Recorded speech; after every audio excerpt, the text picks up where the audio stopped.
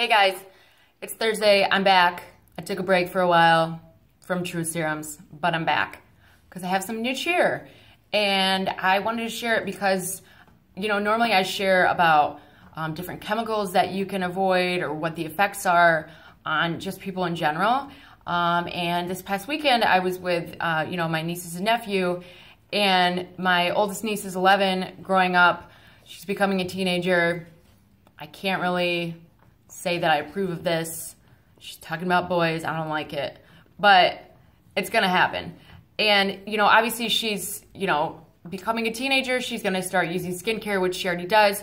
She's gonna, you know, start using makeup. And I feel like a lot of younger girls that use makeup tend to go for the drugstore. Or, you know, if you're a dance mom, I know most of the moms that I've talked to, their kids that are in dance all have to wear like that, you know, a lot of stage makeup, and typically they all have to wear the same thing, so they all look the same. And it's like drugstore or cheaper makeup they have to use, and drugstore makeup is actually, you know, one of the worst offenders in having chemicals in their makeup. So I just want to talk about this because I feel like, you know, exposure to chemicals in general is bad, but exposure to chemicals when you are at an age that you are still developing and still, you know, becoming an adult and still having all of these things happen to your body, at this age, it's way more critical than it is when, you know, you're already developed. So there's a few chemicals that I just wanted to hit on that you can look out for, not only for like teenagers, but for toddlers, infants, even if you're pregnant. This is good to know too, because, you know, as kids, their defenses to these toxins aren't built up yet. And there's crucial windows for mental and physical development in children. And if these chemicals hit at that certain age and disrupt that, you know, that normal development, it can be detrimental for the rest of their lives. And if babies in the womb are exposed to chemicals, this can 100% affect the rest of their lives, you know, physically, mentally, cognitive, you know, all of these things. So I think it's good to look out for this stuff. And obviously, unless you've been living under a rock, like you've noticed that there's a rise in autism, ADHD, dyslexia, other, you know, cognitive impairments, behavioral problems. And I don't know about anybody else, but like, I don't remember, I mean, obviously it was a real long time ago that I was a child, but I don't remember like this many kids that were autistic or this many kids that had ADHD. And it seems weird that now this is like so apparent. It seems like everyone, you know, is struggling with something. And, you know, now after like all this research and all this time, it's been finding that, you know, the rise in these could be due to, you know, children's exposure to toxic chemicals at a young age. And this is the effect of it. You know, problems with this or results of, you know, these exposure can be, you know, obviously behavioral and cognitive problems. It can be lower test scores. It can be problems in schools. It can be problems taking tests. It can be problems with memory or paying attention. So many things. So I just wanted to share a small handful. I'm going to go fast because I always talk too long, of things that you can look out for. Some of these things aren't on labels. It's more of like knowing it and being aware of things around you. But yeah, I just wanted to share. So the first one is lead, which is a huge one. And I feel like, you know, lead's a heavy metal. Arsenic is another heavy metal that it can be found in a lot of things. And it seems like, you know, lead, we think of like it used to be in paint. Now it's not. But a lot of these things that I'm going to talk about too, if you live in an older house, there is a chance that you still might have some older paint in your house. This house I live in was built in the 1950s. So there's a chance that it might still be in it. There's still in older toys, and it's still in cosmetics, lip products, are where it's found a lot. And the U.S., I've told you before, the U.S. bans 30 ingredients from personal care products. Europe bans 1,400.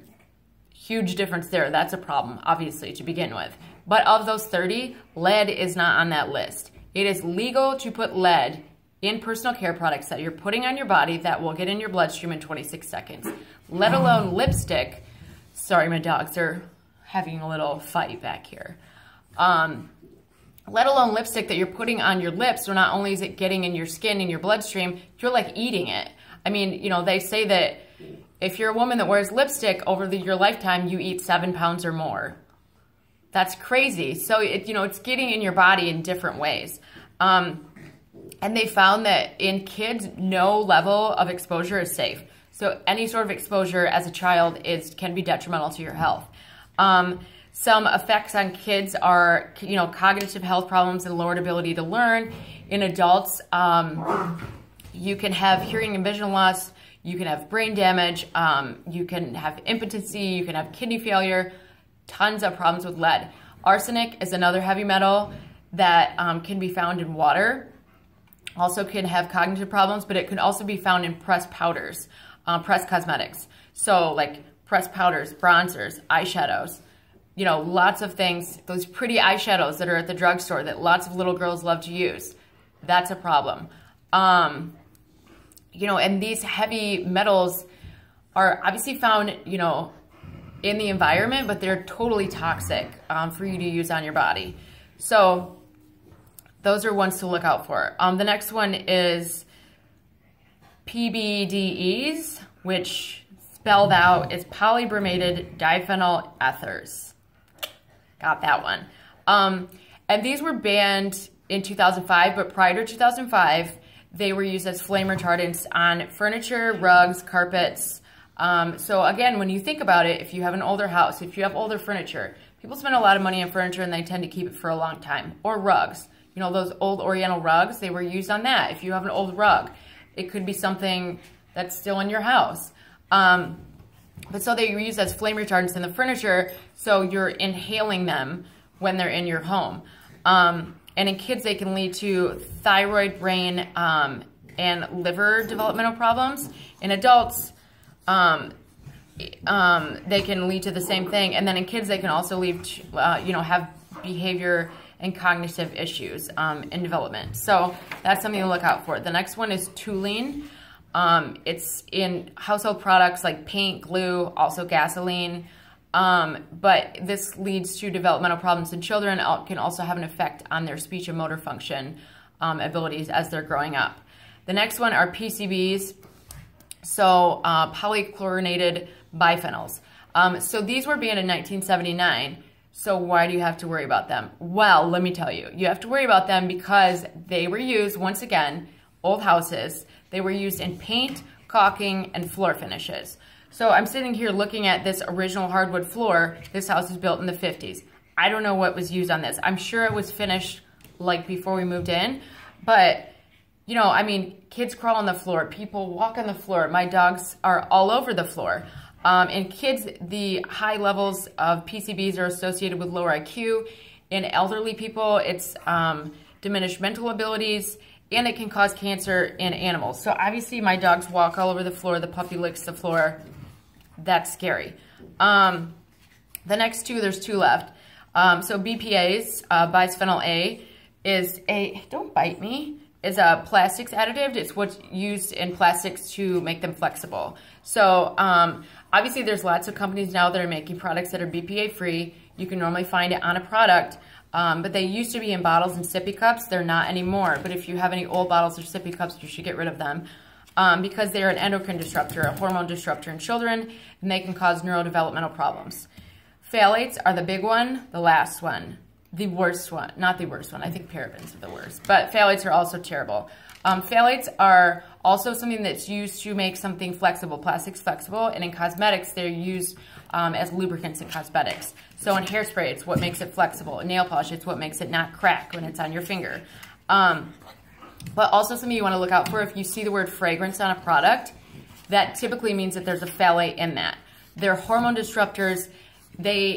And a hormone disruptor in a child is one of the worst things because something is impairing or affecting the, regular hormone function of a child that obviously is going to lead to a problem later in life. It can have, it can have an effect on kids' attention spans, impaired social functions. For males, it can have an effect on their reproductive issues.